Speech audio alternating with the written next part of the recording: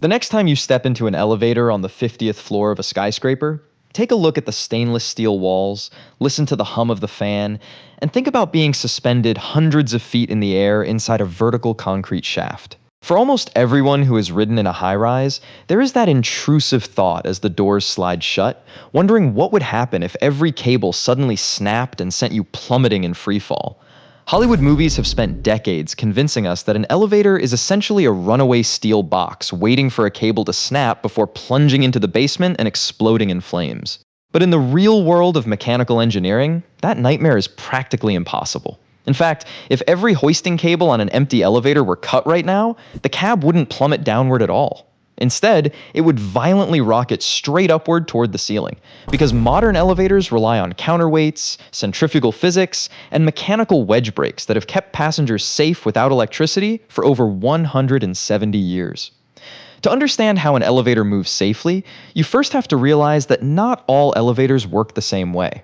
In smaller buildings, 3 to 5 stories tall, contractors usually install hydraulic elevators. A hydraulic elevator is simple because the cab sits directly on top of a steel piston driven into the ground or mounted alongside the shaft. In the mechanical room, an electric pump forces high-pressure oil into that cylinder, pushing the piston and cab upward.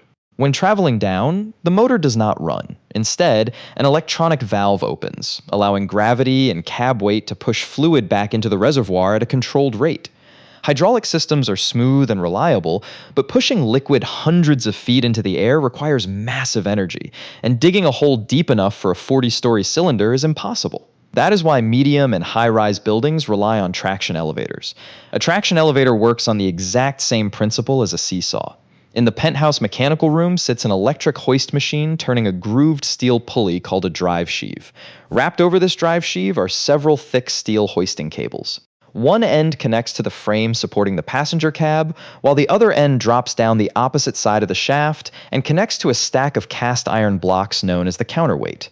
Here's the brilliant physics trick most people never realize.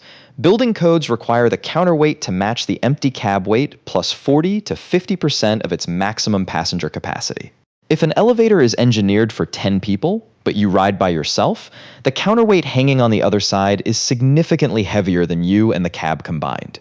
Because the counterweight is heavier than the lightly loaded cab, gravity pulls the counterweight down, which means the elevator naturally wants to travel upward on its own. The electric motor in the penthouse does not have to lift thousands of pounds against gravity. It only needs enough torque to overcome the slight weight difference and friction.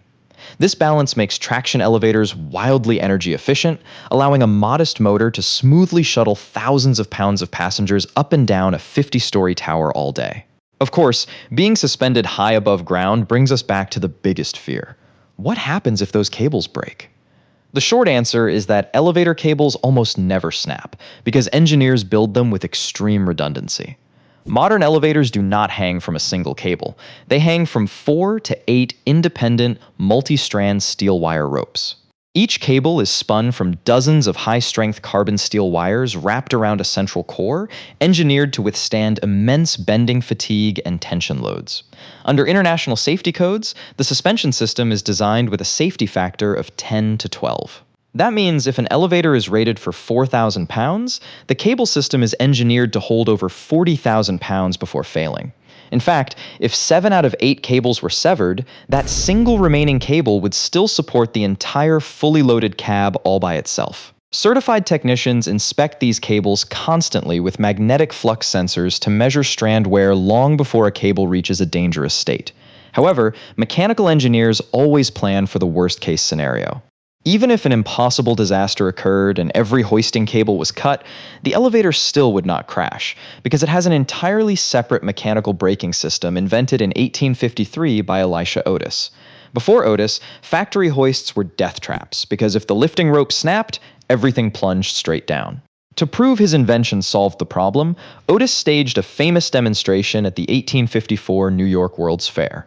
He stood on an open platform hoisted high above a gasping crowd and ordered his assistant to cut the main hoisting rope with an axe. The rope severed, the crowd screamed, but instead of plunging down, the platform dropped less than an inch and locked solid in midair. Otis looked down at the spectators and calmly announced, "All safe, gentlemen, all safe." The modern version of that invention is called the Overspeed governor and car safety system, operating with zero electricity, zero microprocessors, and zero electronic sensors. Running the full height of every elevator shaft are two solid steel rails shaped like the letter T, mounted firmly to concrete walls on either side of the cab. Guide shoes or roller wheels grip these T-rails to keep the ride smooth and prevent swaying. Up in the machine room sits the mechanical governor, which is a spinning wheel equipped with spring-loaded flyweights. A separate loop of steel cable runs from the governor wheel down to a tension pulley in the pit, clamping to a tripping lever on the cab. As the elevator moves, it drags this governor cable with it, spinning the governor wheel at the exact speed of the cab. If the elevator ever travels faster than its limit, usually 15 to 25% above normal operating speed, centrifugal force causes flyweights inside the governor to fling outward against restraining springs. When they fling out far enough, they slam into a mechanical locking pawl that instantly clamps the governor cable. Because the governor cable is held rigid, the moving cab pulls violently on the tripping lever attached to its frame. That lever jerks upward on steel linkages underneath the floor, slamming a pair of hardened, serrated steel wedges, known as Safeties, into the narrow gap between the cab frame and the solid steel T-guide rails. As these wedge-shaped Safeties contact the rail, downward momentum works against itself. The heavier the cab is and the harder gravity pulls, the deeper those wedges are forced into the rail, pinching solid steel with tens of thousands of pounds of clamping pressure. Friction generates intense heat and gouges into the rails, bringing the cab to a smooth, controlled stop within just a few feet. It does not matter if the building lost power or lightning struck the grid, the safety brake is driven purely by gravity, inertia, and mechanical friction, making free fall physically impossible. Even on the hoisting motor itself, the primary operating brake is designed on a fail-safe principle. Massive industrial coil springs constantly crush large brake shoes against the motor drive shaft to lock it in place. The only way the elevator can move is if the control system actively pumps electrical current into an electromagnetic solenoid coil that pulls brake shoes open against those heavy springs. The instant power cuts out. From a blackout or emergency stop, the electromagnet de-energizes, and massive springs instantly slam the brake shoes shut, locking the elevator securely in place. Down in the pit, beneath the lowest floor, sits the final mechanical cushion, heavy-duty hydraulic oil buffers. These buffers look like giant shock absorbers sticking up from the concrete floor directly beneath the cab and counterweight. If an elevator ever over-traveled past the bottom floor, the steel frame beneath the cab would strike these plungers, compressing high-viscosity oil through internal orifices to gently absorb remaining kinetic energy without crushing the cabin. Beyond lifting and braking, elevator doors represent the vast majority of all mechanical movements in a building. Hallway landing doors do not have motors attached. They are held tightly shut by heavy mechanical interlock hooks and closing springs. The only motor that moves doors is mounted directly on top of the elevator cab.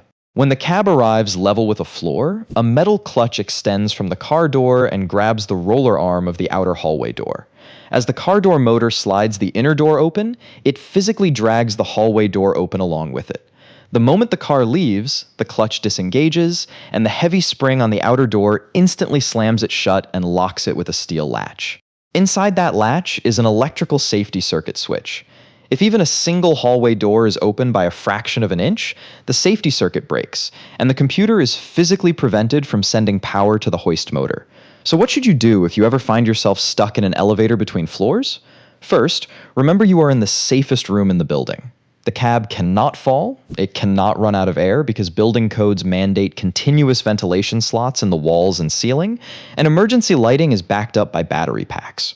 Hollywood has conditioned people to look for a ceiling escape hatch and try to climb onto the roof, but in real life, those emergency ceiling panels are bolted shut from the outside for your safety because the top of an elevator shaft is full of high-voltage wiring, moving counterweights, and greasy steel cables. Prying open doors and trying to crawl out between floors is the most dangerous mistake a passenger can make, because if the elevator suddenly realigns and moves while someone is halfway through, it can cause fatal crush injuries. The only correct action is to press the yellow emergency phone button on the operating panel, which automatically connects you directly to trained dispatchers and licensed elevator technicians who have the proper release keys and protocols to safely lower the cab and let you out. When you look at the entire system from top to bottom, from the balanced counterweights and aircraft grade steel ropes, to the centrifugal governor flyweights and Otis Wedge safeties riding the T-rails, down to the hydraulic oil buffers in the pit, an elevator is not a delicate box hanging by a thread.